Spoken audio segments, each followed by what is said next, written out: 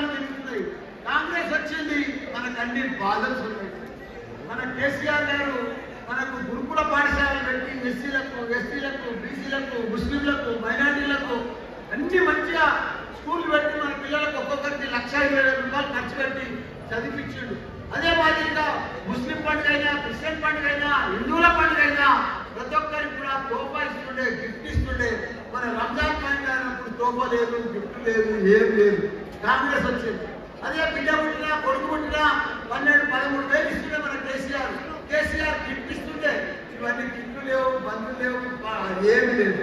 వాళ్ళు వచ్చిన వాళ్ళుగా కాంగ్రెస్ వచ్చిన వాళ్ళుగా అన్ని బంద్ అయినాయి. దయచేసి 4 నెలల్లో 40 దేశాలైనాయి, 40 బాధలు పెడుతున్నారు. కాంగ్రెస్ వాళ్ళు ఇబ్బందులు పెడుతున్నారు. వాళ్ళంతా దారగీతలు తిరుగుతున్నారు, వాళ్ళంతా రౌడీల లెక్క తిరుగుతున్నారు, వాళ్ళంతా కులగొట్టుకుంటూ తిరుగుతున్నారు, మనకి బాధలు పెడుతున్నారు. కాబట్టి ఇప్పుడు తస్మా జాగ్రత్త. వాళ్ళకు మీ అందరూ కూడా మనం ఒక టీం వర్క్ ఉండి, ఒక పట్టు మీద ఉండి మన బీఆర్ఎస్ పార్టీకి భారీ ఎత్తున 13 తారీఖు నాడు మన ఎమ్మెల్యేకు, మన ఎంపీకి మనం ఓటు వేయించుకొని గెలిపించే బాధ్యత మనందరినీ ఉండాలి. ఇది గొప్ప అవకాశం. ఈ అవకాశం అనుకున్నామనుకో ఇక మనం 5 ఏళ్ళు మనం చేయలేము. మనకు 2,000 నుంచి 4,000 నుంచి రావాలంటే బీఆర్ఎస్ పార్టీకి ఓటు వేయాలి.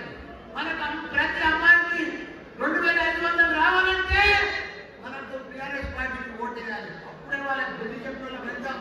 మన రైతులకు 10,000 నుంచి 15,000 రావాలంటే, రైతు బంధు పడాలంటే మనం బీఆర్ఎస్ పార్టీకి ఓటు వేయాలి. ఎంత బాగుండే మనకు 10 ఏళ్ళు హైదరాబాద్ కేటీఆర్ గారు ఎంత అభివృద్ధి చేసిండు. హైటెక్స్ కానీ మంచి అమెజాన్, గూగుల్, ఫేస్బుక్, యాపిల్ లాంటి కంపెనీలు తెచ్చి పెద్ద పెద్ద హెడ్ క్వార్టర్స్ ఆఫీసులన్నీ మన హైదరాబాద్ తీసుకొచ్చిన ఘనత మన కేటీఆర్ గారు. మరి క్యాపిటల్ ఇన్కమ్ కూడా పెంచిన ఘనత మన కేటీఆర్ గారు. కాబట్టి దయచేసి 13 తారీఖు నాడు అందరూ కూడా దండం పెట్టి చెప్తున్నా, ఓటు మాత్రం బీఆర్ఎస్ పార్టీకి వేసి మన ఎంపీని, ఎమ్మెల్యేలు ఇద్దరు కూడా గెలిపించాలని కోరుకుంటున్నా. జై తెలంగాణ.